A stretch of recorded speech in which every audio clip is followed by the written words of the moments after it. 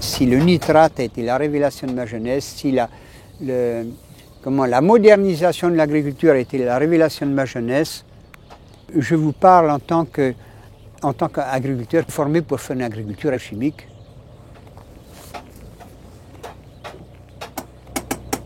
Quand j'avais 20 ans et que j'ai commencé à mettre 20 à 30 unités d'azote à l'hectare à la main, moi je me suis vraiment régalé.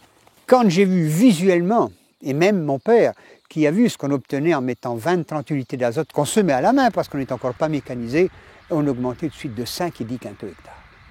Ça a été la révolution verte, la révolution agricole de l'époque. Je voudrais rappeler tout de suite que l'ammonitrate,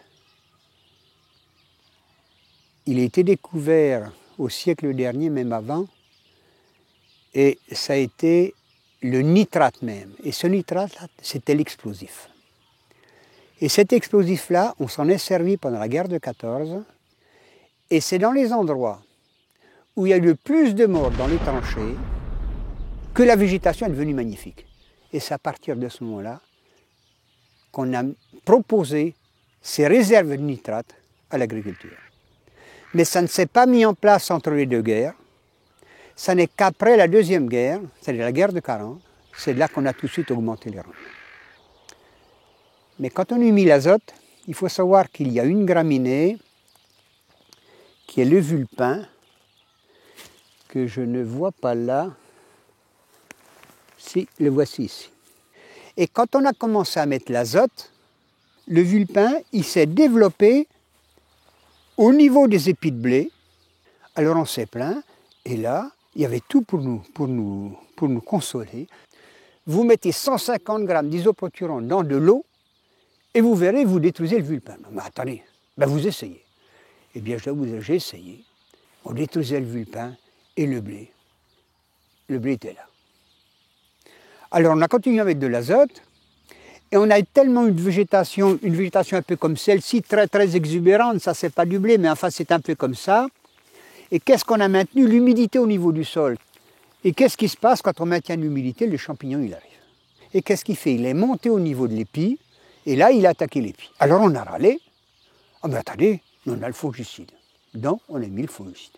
Et comme on continuait toujours à mettre de l'azote, parce qu'on augmentait les rendements, puisque l'azote, je répète, c'est le facteur de protection, eh bien, qu'est-ce qui s'est passé? Comme on avait un excès de sève dans nos blés, qui vient réguler l'excès de sève? C'est l'insecte. Et on a eu le puceron. Je parle toujours du blé. Alors, qu'est-ce qu'on nous a dit? Écoutez, on a l'insecticide. C'est-à-dire qu'avec le nitrate, il a fallu utiliser d'abord le désherbant pour le vulpin, comme je l'ai expliqué tout à l'heure. Ensuite, il a fallu utiliser le fongicide pour détruire les champignons et l'insecticide pour détruire les insectes. Le paysan, il est devenu dépendant du nitrate. Donc, c'est une véritable drogue parce que le nitrate a engendré le désherbant, le fongicide, l'insecticide. Voilà. Alors, au départ, de 20 à 30 unités d'azote que j'avais commencé, au bout de 15 ans, il me fallait... On était à 200 unités d'azote sur les blés, on était monté à 70 quintaux hectares. D'un fongicide, il nous en fallait 2 ou 3, et il nous fallait 1 ou 2 insecticides sur les blés. Voilà. Et là, on plafonnait au niveau du rendement. Qu'est-ce que j'ai eu?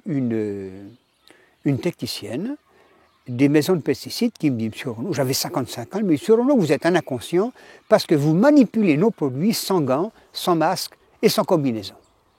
Alors j'ai dit, écoutez, alors si je suis obligé en plein air, moi, de m'habiller en scaphandre pour faire ça, non, il y a quelque chose qui ne va pas.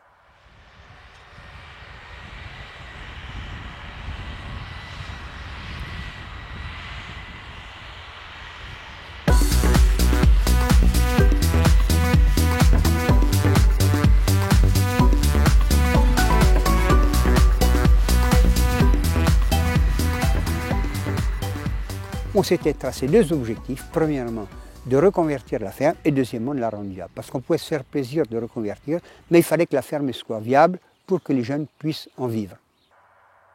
Je dois vous dire que la conversion, ça demande bien des années. Si on avait arrêté les intrants progressivement, on les a arrêtés, il nous a fallu 5 ans pour les arrêter parce qu'on ne reconvertit pas toute la ferme comme ça du jour au lendemain. S'il y a 20 ans, on était considérés comme des marginaux de reconvertir encore notre ferme. Et je dois dire qu'aujourd'hui, c'est hyper intéressant parce que, je dirais, grâce à la crise qu'est en train de vivre l'agriculture, de par la concurrence mondiale, où on est obligé de remettre tout en cause pour pouvoir vivre, et l'agriculture est obligée de remettre tout en cause pour pouvoir vivre, eh bien, on cherche à travailler autrement. Et comment on pourrait faire pour diminuer les intrants? Diminuer les intrants, c'est tout simplement travailler comme on essaye de faire nous, en agriculture biologique. Je ne dis pas que l'agriculture demain elle sera biologique ou biodynamique, mais c'est tout simplement qu'il faut qu'on éprouve une autre agriculture. Et ça, c'est l'agriculture avec la terre, avec les plantes, avec tout, avec cette biodiversité. Et c'est maintenant, seulement maintenant, après avoir expérimenté l'agriculture conventionnelle chimique avec le nitrate, eh bien oui, on l'a utilisé, mais après l'avoir expérimenté, on se rend compte qu'il faut revoir les choses autrement et revoir cette connaissance que nous avons perdue de la rotation des cultures, cette connaissance de la terre, cette connaissance de la vie du sol. Il y a des plantes qui fixent l'azote comme la luzerne, le trèfle, les lentilles, tout ça, qui prennent l'azote de l'air, qu'ils fixent au niveau de leurs racines, qui s'en nourrissent, et ensuite qui le restituent aux plantes consommatrices d'azote comme le blé, parce que nous ici, nous sommes des producteurs de blé. Et il faut savoir que le nitrate ici, mais il est fait d'une manière naturelle par la luzerne, c'est-à-dire que la luzerne prend cet azote atmosphérique, et puis elle le fixe au niveau du sol. Donc elle fait le travail tout seul, ça ne me coûte rien. C'est la luzerne qui fait le travail. Ça, ce sont des résidus de luzerne. Et qu'est-ce que fait le ver de terre, qui est ici? Eh bien, il vient chercher ces particules de luzerne qui descend. Il descend ça à l'intérieur du sol, il le digère. Ce qu'il faut qu'on s'apprenne, c'est comment bien nourrir ces vers de terre. Parce que c'est eux-là qui aèrent le sol, c'est ceux-là qui font la terre nouvelle, comme j'ai expliqué, une terre parfaitement équilibrée. C'est ça la clé de l'agriculture de demain. Voilà. Je dois dire que je termine ma vie de paysan avec énormément de sérénité, je dois le dire clairement, quoique je suis un éternel insatisfait. Mais malgré tout, l'essentiel, c'est que je sais que la terre, qui est cultivée maintenant par mon fils, elle est en bonne main parce qu'elle ne repartira pas avec les intrants. Moi, je crois, j'en suis persuadé, et ça, c'est le message que j'ai, parce que je le sens très fort en moi, je suis persuadé que l'avenir de l'agriculture est splendide si on va dans ce sens-là.